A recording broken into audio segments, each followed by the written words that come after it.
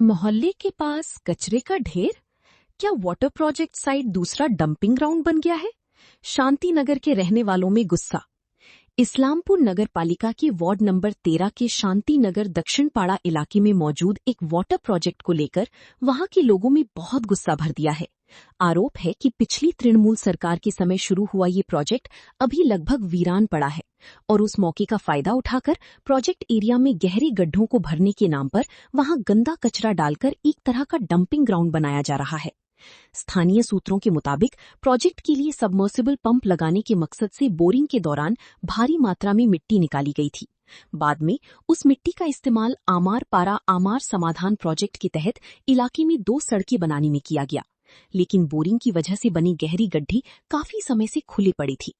स्थानीय लोगों का आरोप है कि हाल ही में गड्ढों को भरने की कोशिश की गई है, लेकिन उन्हें मिट्टी या साइंटिफिक तरीकों से भरने के बजाय वहां तरह तरह का गंदा कचरा डाला जा रहा है। इस वजह से पूरे इलाके में तेज बदबू फैल गई है। हालात इतनी खराब हो गए हैं कि वाटर प्रोजेक्ट साइट से कुछ ही मीटर की दूरी पर बने घरों में रहने वालों के लिए घर के अंदर रहना मुश्किल हो गया है। शिकायत में आगे कहा गया है कि जब कुछ लोग इस मुद्दे पर विरोध करने गए तो उन्हें धमकाया भी गया। इलाके के जागरूक नागरिकों और बुद्धिजीवियों के एक समूह ने इस मुद्दे पर अपना गुस्सा जाहिर किया है। लोग अपनी परेशानी बताने के लिए पहले ही स्थानीय समाजसेवियों और अलग अलग राजनीतिक पार्टियों के प्रतिनिधियों के सामने रख चुके हैं।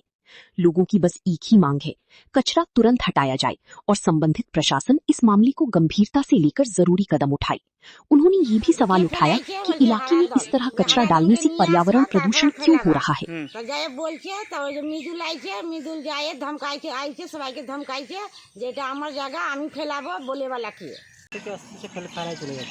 বললে পরে কি বলে? বললে পরে মানা করে বলে যা সরকারি জায়গা আছে আমরা ফেলতে পারি, এখন তোমরা কিছু বলতে পারবে না, এখন আমার গর্তে ভর্তি হবে, এরকম বলে যাচ্ছে।